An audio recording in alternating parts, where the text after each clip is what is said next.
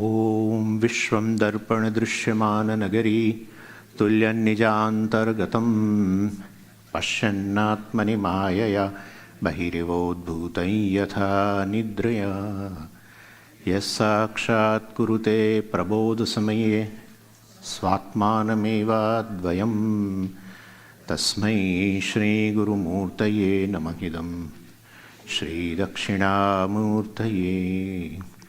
बीजस्यान्तरिवाङ्कुरो जगदिदं प्राङ्निर्विकल्पं पुनः मायाकल्पितदेशकालकलना वैचित्र्यचित्रीकृतं मायावीव विजृम्भयत्यभिमः योगी वयस्वेच्छया तस्मै श्रीगुरुमूर्तये नमः इदं श्रीदक्षिणामूर्तये तस्मै श्रीगुरुमूर्तये नमः इदं श्रीदक्षिणामूर्तये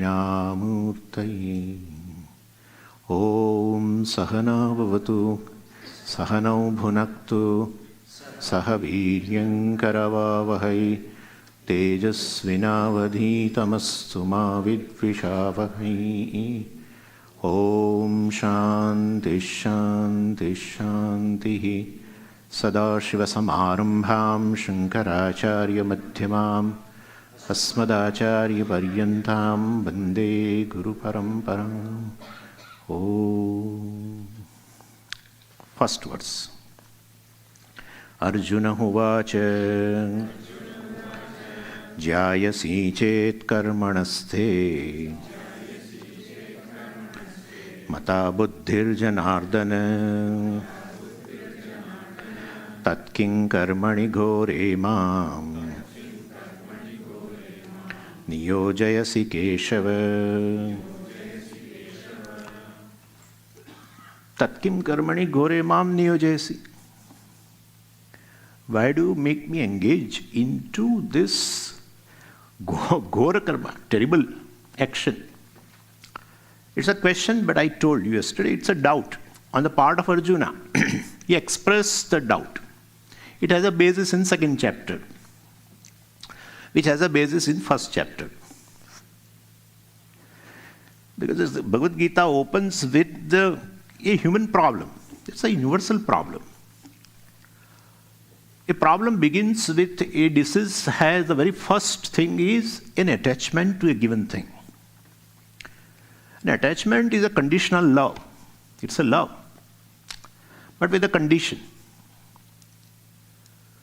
So that what is the condition? A given object, given person is a source of joy, source of a security. Or a given person's company gives me peace, inner comfort. And so there is a leaning on the person, which we call psychological dependence. That is attachment. And it is conditional. It just disappears. It disappears. A same person was looked upon as a source of security. Now he is looked upon as a source of insecurity. A person was looked upon as a source of happiness. Now you have a hatred for the person. It's all conditional. The real love is unconditional. There is a total acceptance of the person. Knowing the person's background, you accept the person. You make the person comfortable. In a conditional love, you want to be comfortable at the cost of other. It's a big difference. And this attachment, this leaning on something which you should not lean, invariably leads to sorrow. Any attachment will make you cry. Yeah. Because the poor thing is not a source of security. It's part of the world. And the entire world is on the carpet of space-time. It is moving, going. It's not an eternal thing. Anything which is time-bound, which itself is insecure, how is this going to give you security? It's a purely something, to look upon something as a source of security, pleasure, or the object of a peace, etc., is the root of the samsara, root of the human problem. But Swami, that is the desire. One has to, what can we do? If I feel insecure, I look upon something as a source of security. It's not a cultivated desire. Yeah, but the source of security lies somewhere else, not in the world which is time-bound. Yeah. Your desire for gaining security is a genuine. But the source where you look upon somewhere else, in fact you superimpose, which the object doesn't carry. We feel the superimposition is always in terms of your snake is superimposed upon rope, etc. Well, this is also like money. Money, everyone looks upon as a source of security. Money itself is insecure. If you come here, you have to take care of the money, cash, etc., which is there in your home. You have to put it proper place. Money should tell you, you don't worry about it. I am giving you security. Don't worry about my security. It doesn't say. It doesn't say. All the time you have to keep managing your money. You know it will go away. This is extra value on money which you superimpose. That gives an attachment to the money. Could you follow? So vairagya is something which is a healthy attitude. You know a given object with its value. Everything has a value. It's all Ishvara's manifestation. Nothing is useless. That's how we worship Lakshmi. For days together we worship. We are going to worship in October. We will worship. It has its objective value. More than an object carries a value, you don't superimpose any other more value on it. It's a subjective. That's where problem lies. So the emotional leaning, which is generally, Puja Swami used to call it as a crutches. Who would be happy with using crutches? No one. Even with a physical disability, if I have to use crutches, I definitely keep on asking to a doctor, when will I be free from crutches? Just because I'm helpless, I have to use it. But I don't like it. Everyone loves freedom. From the birth, everyone loves freedom.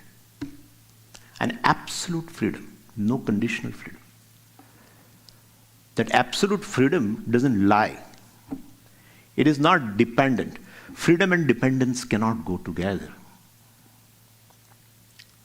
Therefore, by acquiring an object and depending upon that, you cannot gain freedom because you are already dependent. So that absolute freedom should lie centered on the subject. One has to discover freedom. One has not to gain freedom. That is what Vedanta is. Discovering freedom. Yeah. Gaining freedom means you depend on that object now for freedom. So with dependency and freedom, how does it go together? Dependency means bondage. Please let us understand this. The core issue lies in perhaps not recognizing the self, the subject, as it is. What is most valuable in life is not lying in the object. It's not an object at all. It's not an object. There is no object called security. If it is there in Costco, etc., if it is there, let's go, drop this. There is no object called happiness. There is no time which is called happiness, even though there is a happy hour. It leads to unhappiness later. what is most valuable in life is lying here. You have not to pay any price. Shantam Shivim Advaitam Chaturtham Manyante Sa Atma Sa Vigneya. The peace, the inner comfort which you are seeking is one's own nature. One has to discover. Naturally, because there is ignorance involved. And therefore, well, our hero, Arjuna, also wanted now this Shreyas. Shreyas means this absolute freedom. Freedom from sorrow forever. Every time when there is a sorrow, etc., you are really seeking a solution which is permanent. Right? Everyone wants a permanent solution. One is seeking something in life in order to stop seeking, honestly. In order to totally get rid of the seeking. Whatever you are seeking in life is ultimately to get rid of the seeking. But you always get a solution which always keeps you seeking. Seeking security outside will make you a seeker of securities forever. Seeking happiness outside will keep you seeker of happiness forever. Seeking peace outside in a given place, in a company of some person, naturally you will not understand.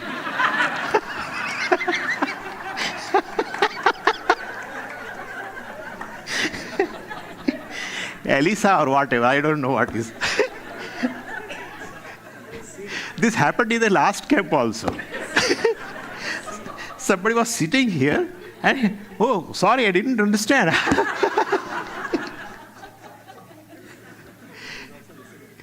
This is a subject matter, it is understood in a controlled environment, yeah. Yeah.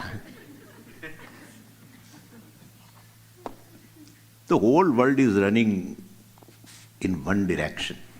A group of people gather together, and search the solution right here. Right here.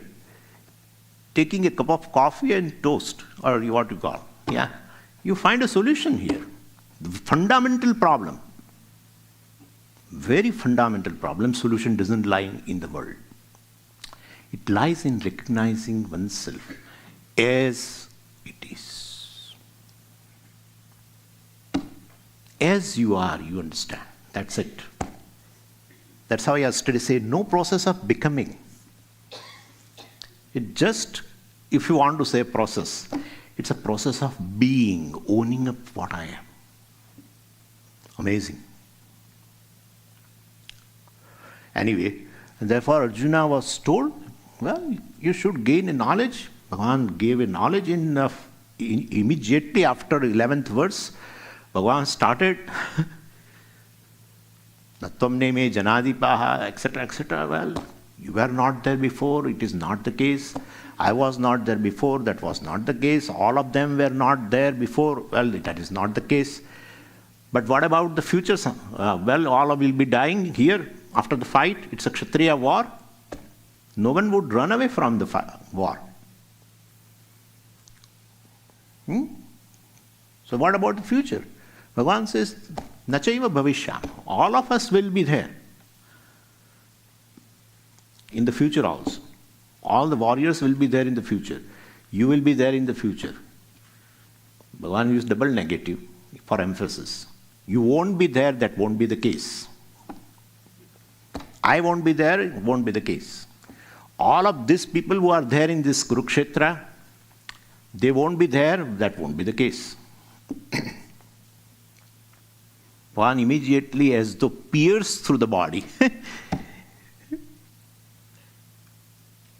and went, seeing something which is the essence of everything, every name and form.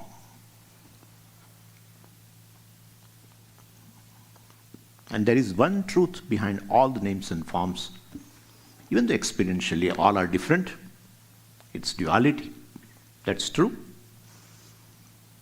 But the truth of everyone, the self of everyone, the essence of everyone is one non-dual consciousness, which is timeless. Therefore, there is no death.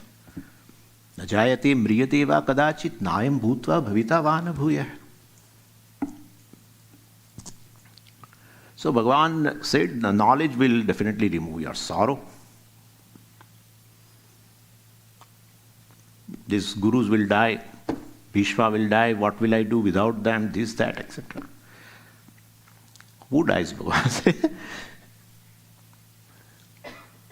Ashocyananvashochistum prajnavadam shipasase. Anyway, so knowledge will definitely, you want Shreyas, yashreha nishchitam bruhi. This is Shreyas, absolute freedom you want, freedom from sorrow you want. Well, that is through knowledge of yourself. Then Bhagavan said, Tasmad uttishta kaunteya yuddhaya kruta nishchaya. You have decided to fight and came here. Now fight. Why should I fight? I want Shreyas. I will gain knowledge. Remaining at your feet, you teach me. You are Jagat Guru. You teach me. That's enough. No need of karma. Why are you engaging me in this horrible, terrible act? Jayasi chet karmanaste mata buddhir janardana. Janardana. Janardana is actually Lord, but its meaning is something really typical. Janan ardayati iti janardana. Ardayati means afflicts, gives pain. Janan, to all the jivas. One who gives pain to all the jivas is Janardana, Ishvara. He's a sadist. No, who upholds law of dharma, law of karma. That is his manifestation, universal manifestation. Yeah, it's order. And therefore, who upholds law of karma by giving a result of the wrong actions to the jivas. And the result of the wrong actions would be a pain, either immediately or later. That's it. So it's Janardana. Well, and so, yadi jayasi chet karmanaha, buddhi. Buddhi means jnanam here. Very next verse also, Arjuna uses word buddhi. But still there it is a buddhi means intellect. But here buddhi means jnanam. So buddhi jayasi karmanaha. In your contention, O Lord, if knowledge and this pursuit of knowledge is better, superior, etc., then the action, karmanaha, fifth case, then karmas, then definitely why you are engaging me in this terrible action. And then Arjuna's question, why are you asking me to perform action, etc., he extends again in the next verse. Vyamishreneva vakyena buddhim mohayasiva me tadekam vada nishchitya yena shreyo ham apnuyam. So, Vyamishrenena vakyena, it's a tritiya, through the statements which are contradictory. Vyamishra vakyam means a contradictory statement. Contradictory statement of Bhagavan, praising one thing, glorifying one thing, and telling to do something else. Like politicians sometimes do. Praise a given party and now say he's voting for karma, for the Arjuna. Vakyena. Well, your saves the communication. It doesn't shut down the communication. And that is eva. Vyamishrene was, it is there, right? Vyamishrena eva. Vakyena. As though this statement is contradictory. So, there is often accusation, involved in a dialogue between two people. And if your perception is that person did something wrong to you, something, or he said something to you, well, you say to the person, you did this to me. You said this with this intention to me. And the person becomes, well, definitely defensive immediately and will not accept your statement.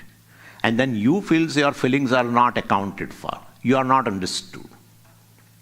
The other person feels that you have misunderstood him. You feel you are not understood properly by the person. Communication stops. And so basically, in a communication, never evoke the defensive person in the one with whom you are communicating. That's how this Eva saves. Yeah. As though. Means I feel that your statement is contradictory. Not you are contradictory. You are contradicting yourself. No. I feel so in my mind. When you say that, at least the person won't go to the defensive mode immediately. And therefore, so your vyamishraneva vakyena buddhim mohayasi eva, again. As though it has deluded my intellect. Now here buddhi means intellect. Just in the previous verse, in the second verse, the first verse, it is buddhi means jnanam. Here buddhi means my intellect. As though my intellect is deluded. So that's what he says.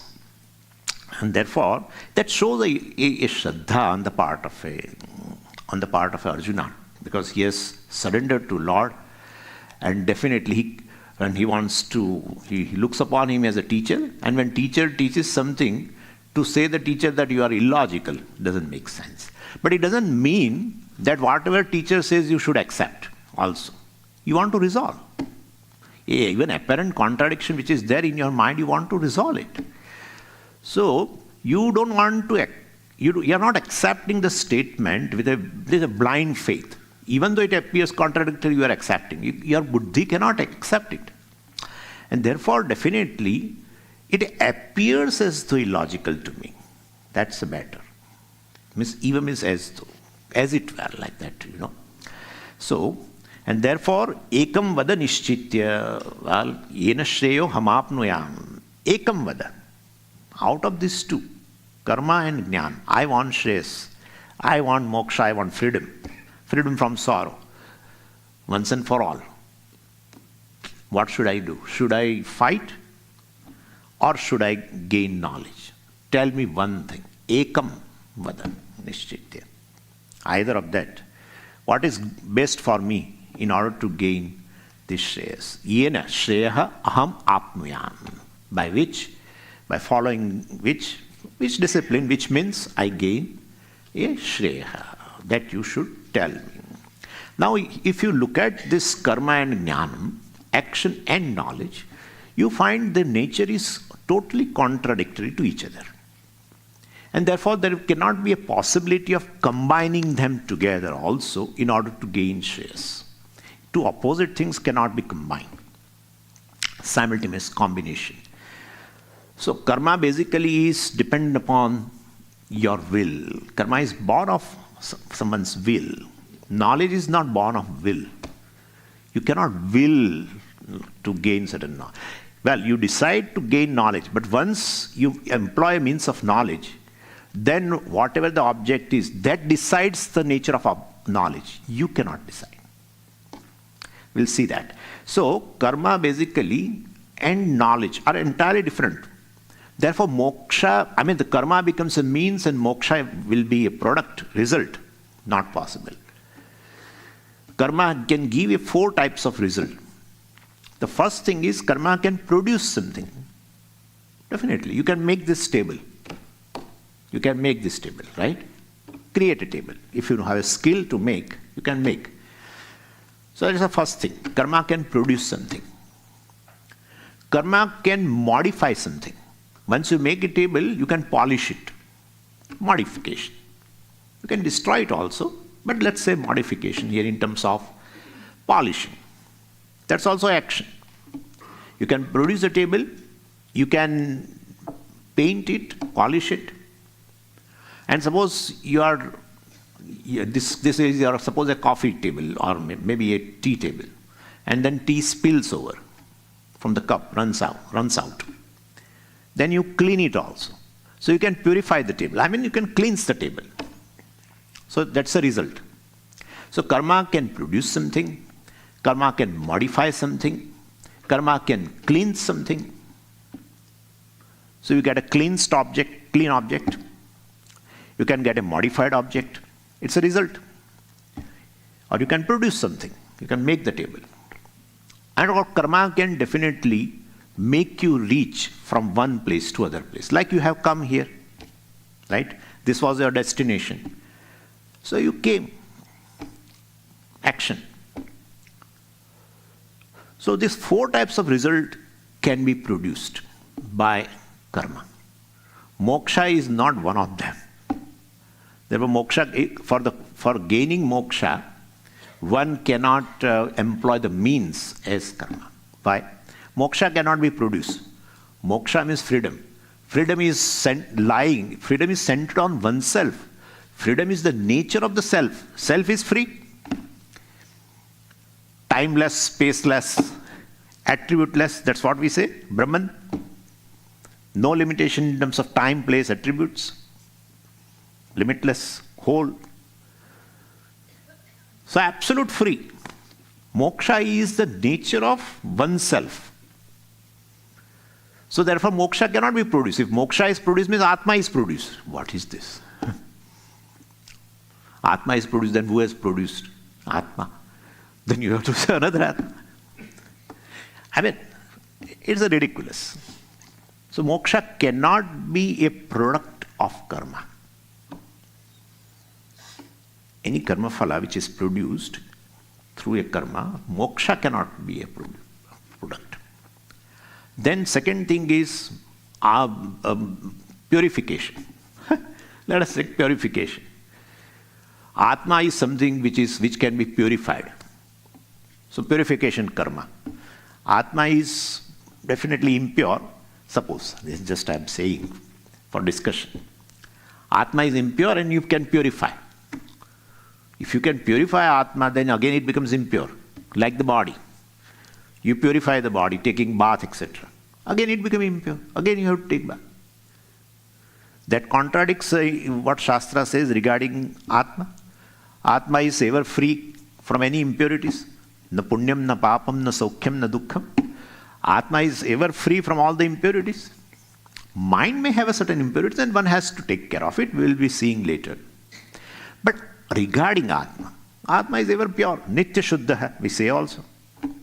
Therefore, while no purificate, a karma which can purify, Atma cannot be purified in that sense. Therefore, Atma is, or the moksha, is not even, is in terms of purification of any karma also. Then the third is, Atma can be reached by any action. No, Atma is oneself. One cannot reach to oneself.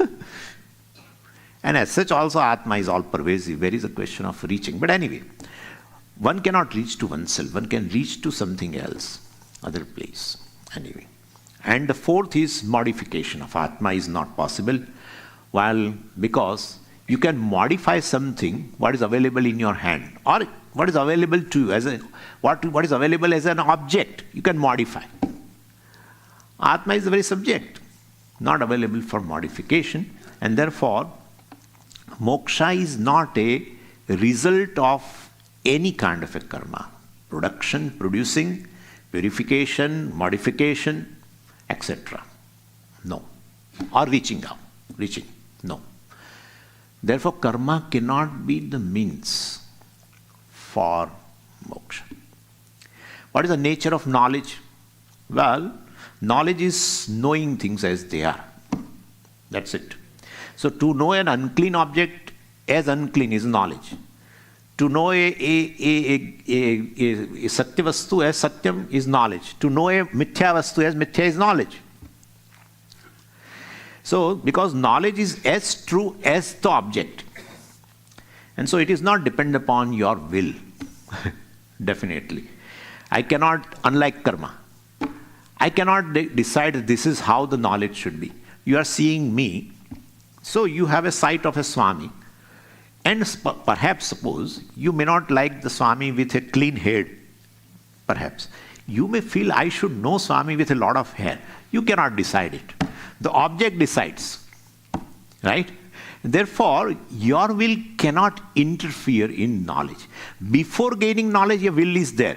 Should I see Swami or not? Let me close the eyes. You can decide. Once your eyes are open and it falls on me, well, then their will cannot interfere anymore. Whatever that, so whole knowledge depends upon the object of the knowledge. And therefore, definitely, so Jnanam and Karma are totally opposite. One is based on will, other is not based on will at all. So anyway, Arjuna wanted Krishna to tell him whether knowledge or karma would liberate.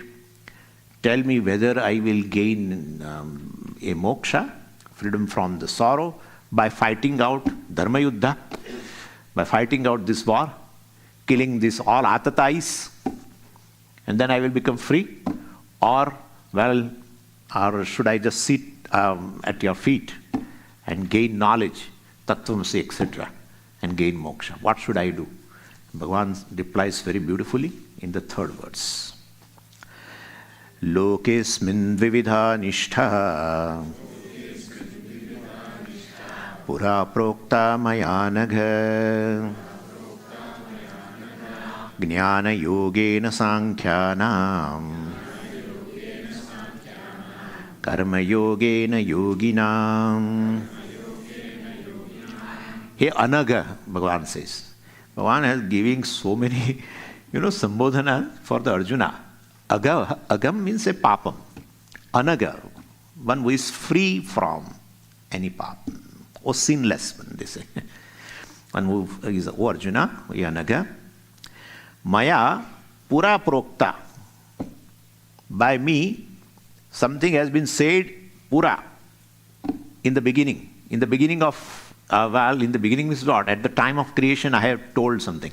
So means he is not Mr. Krishna now, who is born at a given day, Gokulashtami, etc., or given place, etc. Most of the time in Bhagavad Gita, Bhagavan has talked as Bhagavan.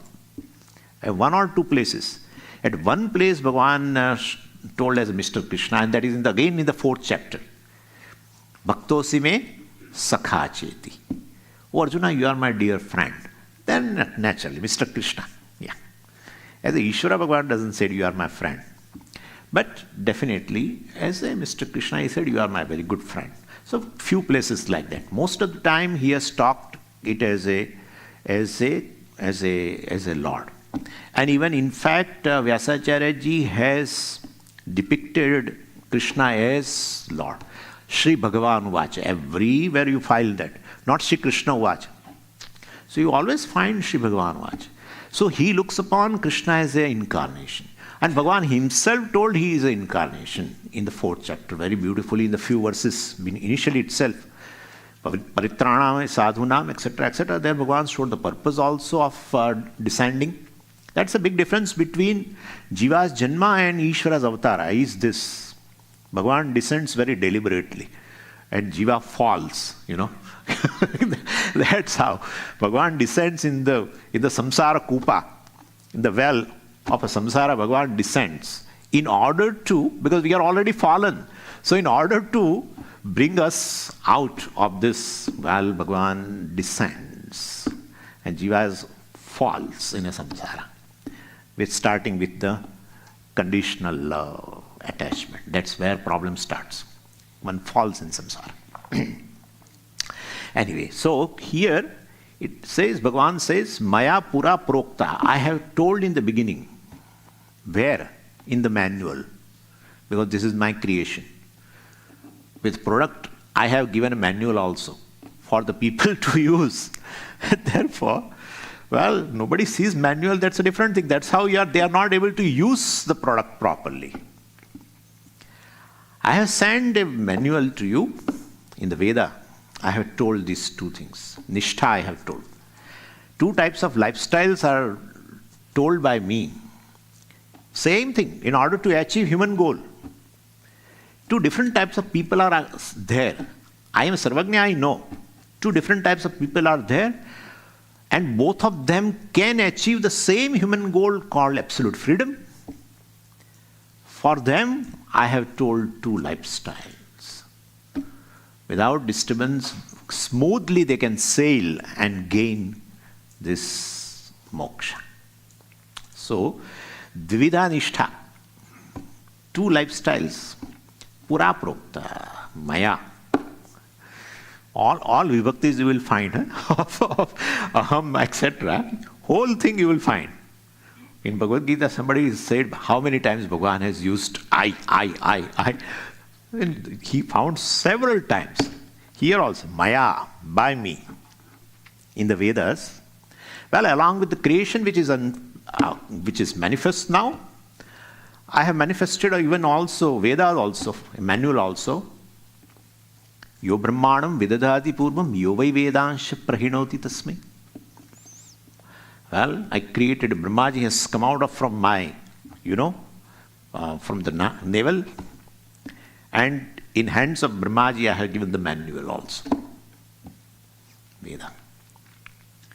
Veda has a certain grand design, which we'll be talking now.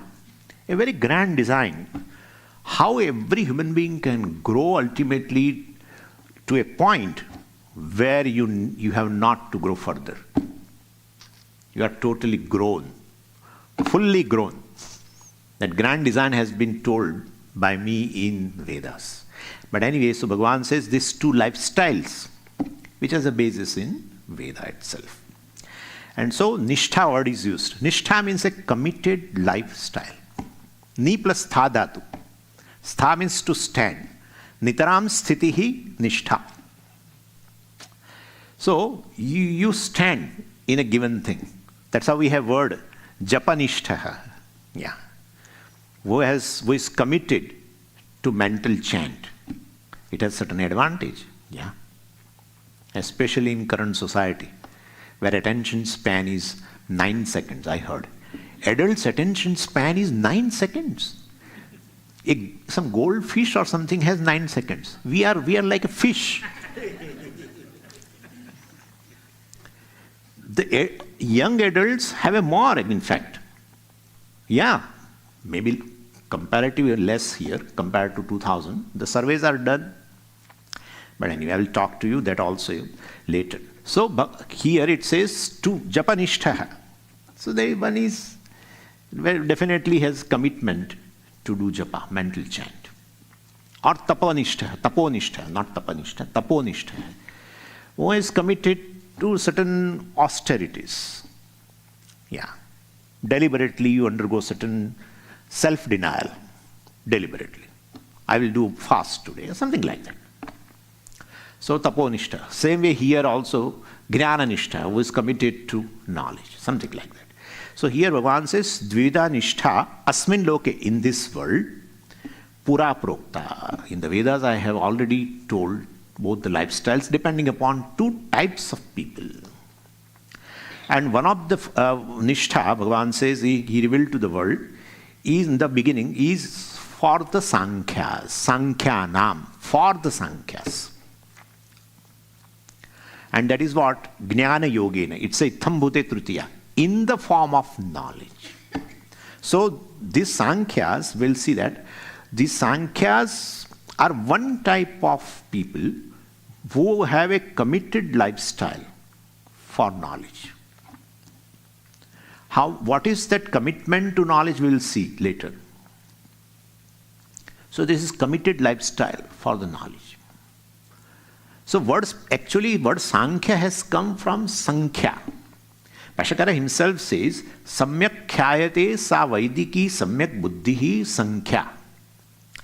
What is very clearly unfolded, what is very well ascertained by the Veda, here by the Upanishads, is called Sankhya.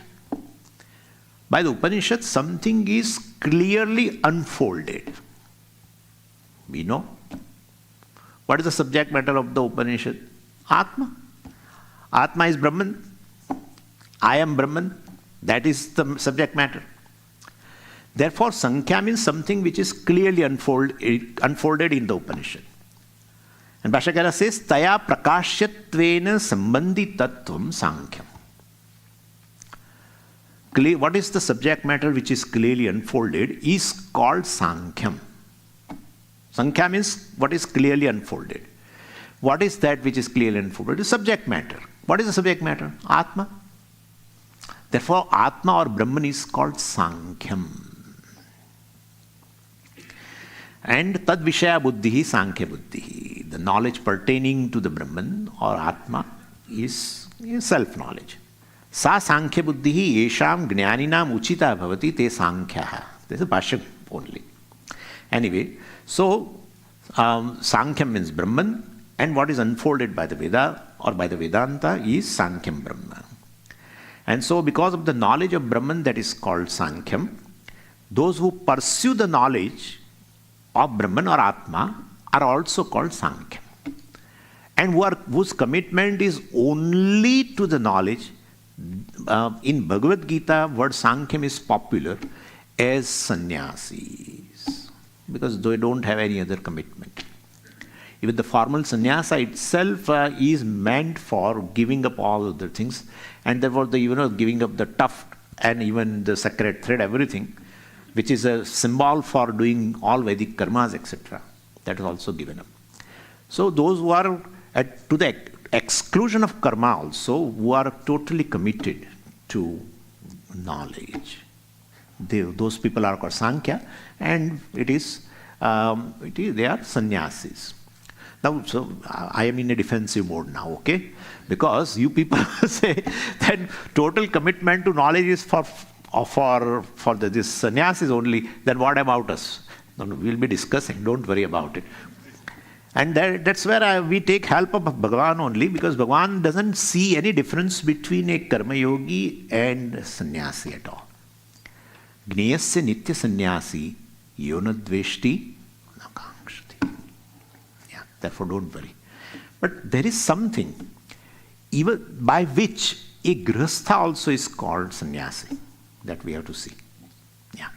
Grihastha, without jumping the wall and coming on our side, yeah, remaining where they are, they will be called sannyasi in eyes of Ishvara. In eyes of Ishvara, if he says, then you say Swamiji is just trying to make us happy, etc. No, it's not. It's not. 5th chapter, etc., where Bhagavan clearly mentions. And there are grihastha jnanis have been mentioned. Then what is the question of Brahmarpanam, Brahmahavihi, Brahmagno, Brahmanahutam? Is a grihastha jnani.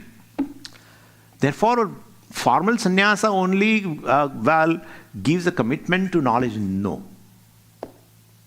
Yeah. Certain priorities which you have and which were there initially as a grihastha, while on maturity, those priorities are dropped. Yeah. Then the total commitment to knowledge comes. And therefore, one need not take a formal sannyasa, but I will be talking to you. Okay, so this is one of the nishtha. Jnana yogena sankhyanam. So Arjuna wanted Shreyas, moksha. So Bhagavan told him about this twofold nishtha. And so moksha is a clearly end in view, of course. And nishtha is the means to that end. And it is twofold because, as I told you, there are two different groups of people. One group is called, Bhagavan uses the word yogi or karma yogi. Karma yogena yogi nam Bhagavan says. So yogi means here not Ashtanga, who is doing Ashtanga yoga, etc. Who is a karma yogi. They have a certain attitude behind in karma. And they perform karma with that attitude, keeping something in mind. And simultaneously also gaining knowledge. Yeah. Otherwise karma yogi gains moksha means there is no need of knowledge. No. But that's a lifestyle. Where a person has an activity, he has active life, like all of you right now. You must be having some activity. But at the same time, your commitment to the knowledge. Right now, in fact, all of you, and of course I am, but all of you are also sannyasi at this moment. You have a certain commitment, certain duties, right? A lot of things you have kept aside right now. And your commitment is to this knowledge. Once you go out again, you do certain activity. So this is a life of a karma yogi in which, but then why he should gain knowledge, Swamiji? Knowledge only gives no. But no, he's a different group of people. They need karma yoga. They need. Yeah. So this is one. And the other is Sankhyanam Jnana Yoga, for the sannyasis, there is Jnana Yoga. So those two lifestyles are in accordance with the, as I told you, 4 stages which are found in Vedas. 4 stages of human life. Now, see what happens is, as I told you, in a Veda has presented a scheme, a grand design, which we called Varnashrama Vyavastha. And it's a Varna Vyavastha means scheme of Varnas. And Ashrama Vyavastha, well, it's a scheme of the 4 stages of a human life. Now here, this Varna Vyavastha means a classification. So it's a classification of the human beings based on their mental disposition and their vocation. Because through that vocation, they contribute in a society. They contribute in a society. And thereby they help in a growth of a society. They also help in a social harmony. That's a Varna Vyavastha.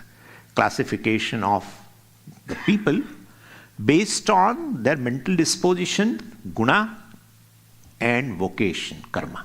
Chaturvarnyam maya srishtam. Guna karma vibhagashaya. Unfortunately, it has become a notorious caste system, but unfortunately now it is almost defunct now, so it is fine. Which goes to the janma, jati, no. Guna karma, Bhagavan very clearly mentioned, Chaturvarnyam maya srishtam, the classification of the human beings based on 4. So somebody contributes in terms of teaching and helps the society. Somebody protects the living beings in the society, etc. So Kshatriyas, etc. Somebody helps distribution of the commodities, etc. Vaishyas. And all the three need manpower. And therefore, well, definitely those people who helpers, they help them. These 3 are called Shudras. So all are required. That's how in Purusha Suktam very beautifully explained. This is a head is a Brahmana of this Purusha, etc., cosmic being, etc. These arms are the Kshatriya, etc. So like that. And even the legs are Shudra. Without legs, how can you survive? So because it gives the support to the entire body. So Shudras also give the support. But if the manpower is not there, you cannot do.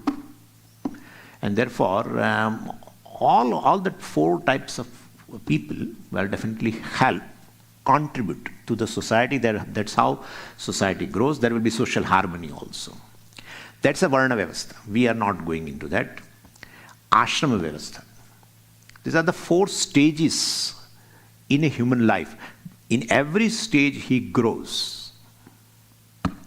And that is where these 2 lifestyles, Karma Yoga, life of a Karma Yoga and life of a Jnana Yoga, appears. So, first is about Brahmacharya Ashrama, right? First stage. A student's life, where a person is supposed to basically study a Vedic scheme of life. So, what is the goal of life? First thing. What are the means? And how will I contribute to the society? How will I choose my profession based on my mental disposition? All this one should learn first. Before you become active, you should learn everything through Veda. And therefore, without knowing, like our Shvetaketu, anyway, but is a student's life, Brahmachari. The meaning of word masculine, Brahman, Sachidananda. Then word Brahman means Brahmana. But Brahma is used by Yamadharma Raja in Kathopanishad. Yasya brahma cha kshatram cha ubhe bhavata odanaha, etc., etc. So Brahman means Brahmana, and Brahman means Veda. Bhagavan has used in 3rd chapter. Karma brahmodbhavam viddhi, brahmakshara samudbhavam, etc., etc. So Brahman means Veda. That is the meaning. Brahmacharya means, here Brahman means Veda. So Veda adhyanartham vratam charati iti brahmachari. Whoever studies Veda, ultimately, we are all brahmacharis. In that sense. Well, so the first stage, being aware of this Vedic scheme. A very grand design. Then the second stage is implementation now. So, a grihastha in which one takes to a life of activity prescribed by a particular varna. Well, I belong to so and so varna, and that is how then I should contribute to the society in this manner, etc. So you contribute to the society, karma yoga, through your activity. So these two lifestyles have a basis in this design. So this is the first, karma yoga has a basis here in grihastha. And so this is predominantly discussed in the first portion of the Veda, of course, Karma Kanda. There are even Panchamaha have been discussed. So, and see, this Varnashrama dharma, etc., we call as a Vishesha dharma. Yeah. And all this Yamaniyama, etc., when you follow, we call it as a Vastama, is a Samanya dharma, which everyone has to follow. Varnashrama dharma belongs to a Vishesha dharma, specific duties follow, in keeping with one's own varna and one's own ashrama. Yeah. So this is, Samanya dharma, Vishesha dharmas. But Samanya dharma we are not talking here. We are talking about the Vishesha dharmas, very specific duties a person has, which help him to grow, because he has an attitude of contributing to the society. And therefore, that will definitely lead him from one group of impurities. Basically, mind is made up of sattva. Therefore, it is by nature, it is pure only. One has to remove certain impurities in terms of raga, dvesha, etc. So raga, dveshas will be definitely. So you don't go by your likes. You do your action. You have a free will. Well, definitely you go by what you have learned and what's your place, what's your position in a society. What's your varna, what's your position in society, what stage you are. And so responsibly, what is supposed to be done by you, you do.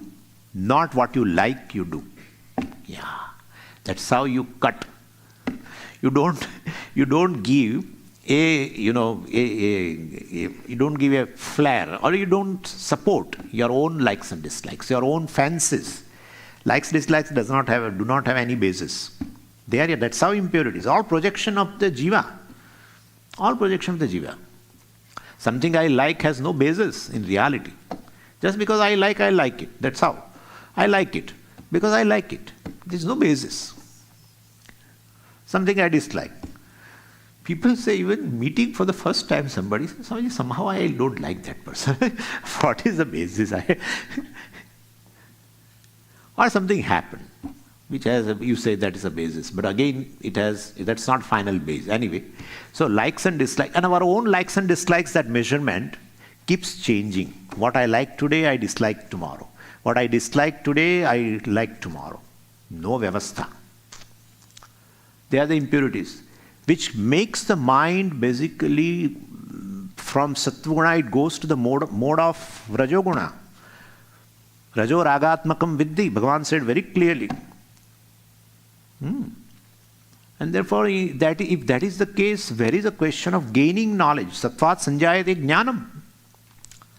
If there is a sattva, only one can gain a knowledge. Because there is a certain tranquility, there is togetherness, there is an abiding mind, which is very essential to gain knowledge. Therefore, these are impurities. It can lead to even tamoguna also, this ragadvesha.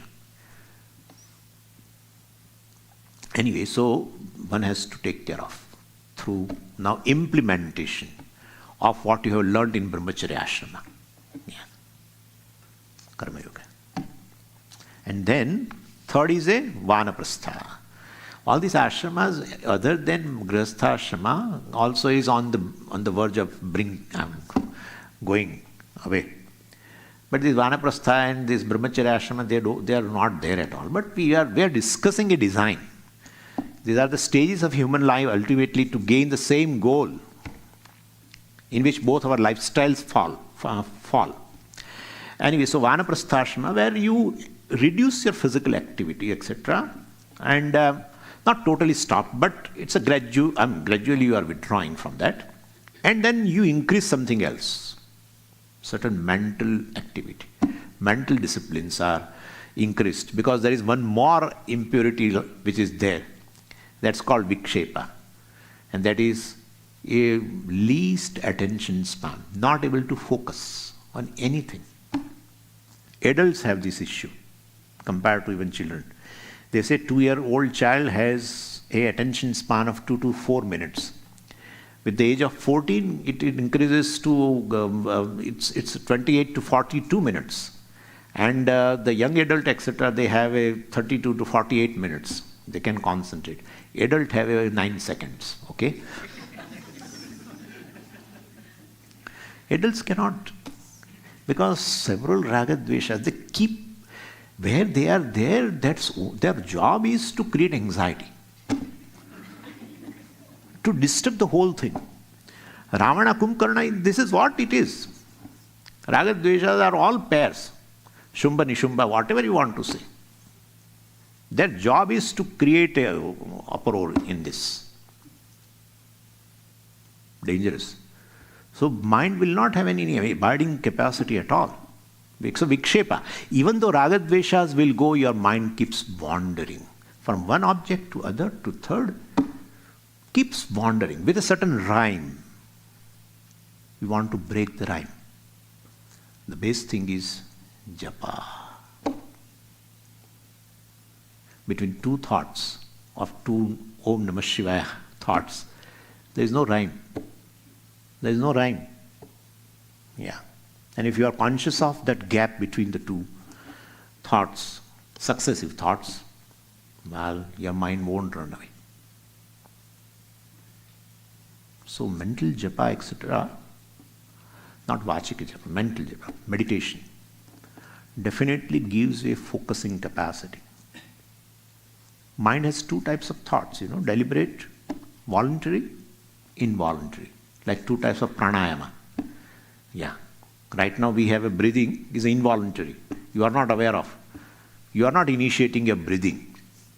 Let me initiate my breathing now because I am studying, I am here sitting. No. But you have a voluntary breathing also if you want, and that is pranayama. Same way breathing, these thoughts are also of two types. Involuntary. Without your will, it goes. Invariably leads to reaction. Invariably. All reactions, anger, jealousy, greed, whatever, involuntary thought leads invariably to reactions. And then mind loses its capacity. Reaction arises, mind becomes... In fact, reaction arises, mind is weak. Becomes more weak. Any reaction arises in the mind will reduce the strength of the mind. You lose mental strength. And therefore, you need a voluntary thinking. That is called resolution of the mind, shamaha, etc. Where you deliberately want to think on certain subject and mind helps you, remains with you. Very helpful. Attention span also can increase from 9 seconds to 90 seconds, whatever. So this is third stage, Vanaprastha. And here, suppose you are a Grihastha and both of them are there, staying in the same, under the one roof. But now there is no relationship of a husband-wife. It's more of a friendship. Yeah. And if suppose you are staying with your son, daughter, etc., and they have their family, then being a Vanaprastha, don't interfere in their life or in a daily activity. Never. That's one thing by which a Vanaprastha, definitely an elderly person, can save the dignity of himself, herself, not interfering in daily activity in the home, staying like a guest in the home. Yeah. This is Vanaprastha. Anyway, so here also you gain a certain a chitta ekagrata, certain focusing capacity. That's what it is. Three things are there between me and my goal. Only three things. First is a ragadvesha, second is this vikshepa, third is ajnanam. You take care of ajnanam in the fourth stage called sannyasashrama and become free. Sannyasa is the best retirement plan. We'll talk tomorrow.